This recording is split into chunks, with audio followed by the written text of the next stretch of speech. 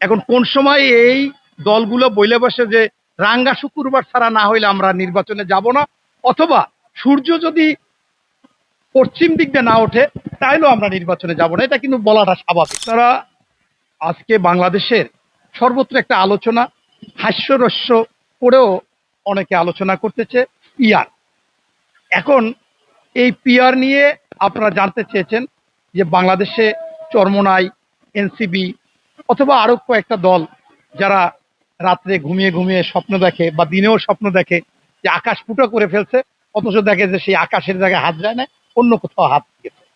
এই যে বিষয়গুলো, এটা নিয়ে এই পিআর আপনার, আমি স্পষ্টভাবে বলতে চাচ্ছি যে এই যারা পিআর নিয়ে আজকে আন্দোলন করতেছে, বলতেছে পিআর ছাড়া নির্বাচন হবে না, নির্বাচনে যাবে না, তারা কোন দিন বলে বসে যে ছোটবেলায় আমরা বলতাম যে কেউ কারো কাছ থেকে টাকা পয়সা ধার আনলে তা দিবে না, এই জন্য বলতো যে টাকাটা দিলে না বন্ধু, বলতে রাঙ্গা শুক্রবার দেবো।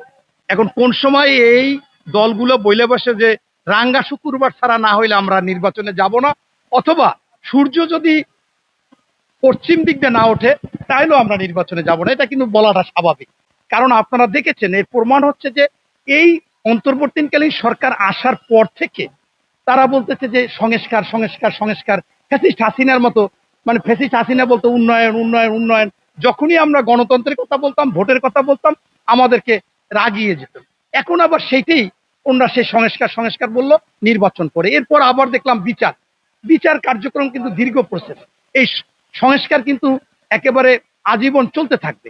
এরপর আবার এই সেই স্থানীয় সরকার নির্বাচন চাইলো, এই স্থানীয় সরকার নির্বাচন আগে, এরপর আবার সেই আপনার এখন আবার নতুন নতুন জিনিস দেখলাম যে পিআর। আপনাদেরকে আমি প্রশ্ন করতে চাই যে এই পিআর কাদের জন্য? আজকে হাস্যরস হচ্ছে, এই দলগুলোকে একেবারে সমালোচনা করে ব্যঙ্গ করে মাটিতে নামিয়ে দিচ্ছে। আমরা তো এটা আশা করি নাই। চরমোনাই বলেন, জামাত বলেন, এনসিবি বলেন, তারা প্রত্যেকে একটা সম্মানে থাকবে। আজকে দেখি যে যার মেম্বার হতে পারবে না, একজনের প্রশ্ন করে একজন শিক্ষিত লোককে যে আপনার পিআর কি, বলে পিআর হচ্ছে যে মেম্বারই নির্বাচনে জিততে পারবে না, সে পিআর হয়ে এমপি হইতে চায়। আবার বলে যে আপনি একজন এমপি কে ভোট দিবেন সন্দ্বীপ, ভোট চলে যাবে মালদ্বীপ, মালদ্বীপ থেকে একজন লোক আসবে আপনার এমপি। এই যে বিষয়গুলোকে, এবং আরো বলে যে যাদের কোনো অস্তিত্ব নাই তারা চায় পিআর। আমার কথা সেটা না, পিআর একটা পদ্ধতি আছে, কিন্তু বাংলাদেশে সেই পদ্ধতি কি হবে? আপনারা জানেন, আপনাদের মাধ্যমে বলতে চাই, আমার বউ বাচ্চা নিয়ে 2বার হজে গেছি, বড় হজে। সেই হজে গেলে আপনি কাবাকে কেন্দ্র করে নামাজ হয়, এই কাবার চারিপিঠে নামাজ পড়া যাবে, অর্থাৎ উত্তর দক্ষিণ পূর্ব পশ্চিম চারিদিক দিয়েই নামাজ পড়া যাবে। সেটা কিন্তু কাবায় বা সৌদি আরবে মক্কায় হয়। কিন্তু এখন বাংলাদেশ থেকে কাবাটা হচ্ছে পশ্চিম দিকে। এখন যদি একজনে বলে যে আমি উত্তর দিকে নামাজ পড়বো, এটা কি কোনোদিন সম্ভব হবে? এটা হবে না। যদি কেউ পূর্ব দিকে, তাহলে মানুষ এটাকে মেনে নেবে না। ঠিক পিআর বাংলাদেশের জন্য প্রযোজ্য না।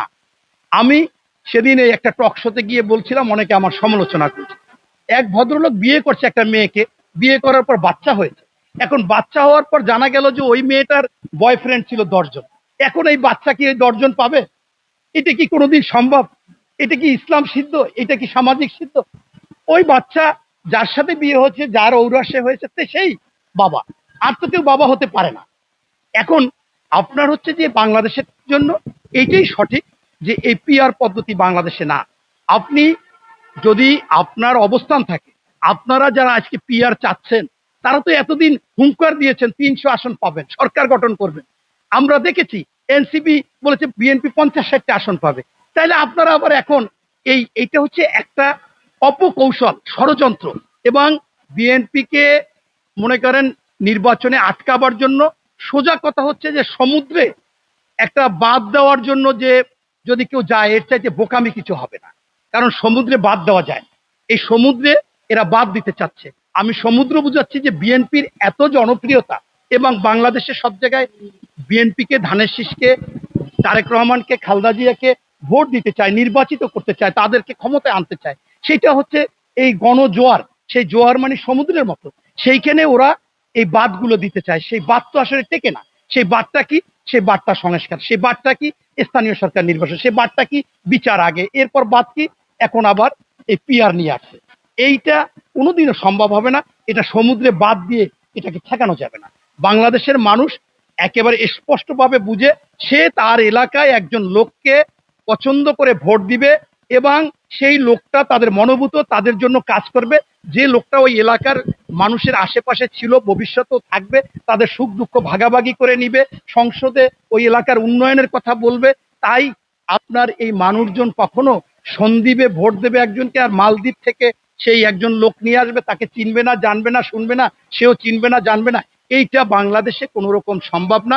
এবং আমি বলবো আপনারা যারা খুব দ্রুত ক্ষমতার লালসায় এসেছেন, লোভে এসেছেন, আপনাদেরকে বলবো যে বাংলাদেশের নিয়ম যেটা ছিল সেইটাকে মেনে নেন এবং নিয়ে সেই নির্বাচন হোক। আপনারা এই দেশে ষড়যন্ত্র করবেন না এবং ষড়যন্ত্র করে এই দেশকে বিপদে মুখে ফেলবেন না। কারণ আপনারা স্পষ্টভাবে যারা এগুলো চাচ্ছেন, যারা এগুলো টালবাহানা করে এই আপনার নির্বাচন বিলম্ব করতে চাচ্ছেন, তারা কিন্তু স্পষ্টভাবে জানেন যে একটা অন্তর্বর্তীকালীন সরকার হোক, তত্ত্বাবধায়ক সরকার হোক, মধ্যবর্তী একটা সরকার নির্বাচনে আসুক, তাদের প্রত্যেকেরই কাজ হচ্ছে জাতীয় নির্বাচন দেওয়া এবং সেই জাতীয় নির্বাচনই হবে। এবং আপনারা যে সময় যেটা বলেন আপনারা আগে স্থির হন আসলে আপনাদের চিন্তা ভাবনা কি। আমরা দেখলাম চরমোনাই আগে কি বিচ্ছিরি ভাষায় জামাতকে, এ পর্যন্ত এখন কিন্তু শত শত ভিডিও ভাইরাল আছে যে বলছে জামাত যেখানে যেখানে যায় ওটা শেষ, যা আলিয়া মাদ্রাসায় যাক, ওই অমুক মাদ্রাসায় যাক, বিএনপির মধ্যে যাক, শেষ।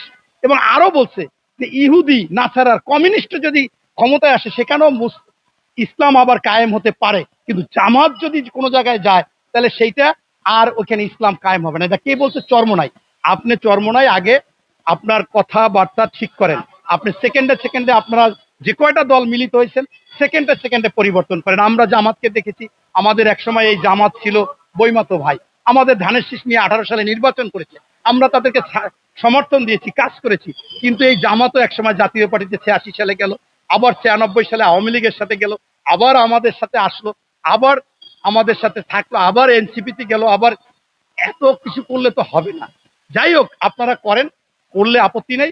যথাযথভাবে বাংলাদেশে এই অন্তর্বর্তীকালীন সরকারের অধীনে জাতীয় নির্বাচন হবে, এর কোনো বিকল্প নেই।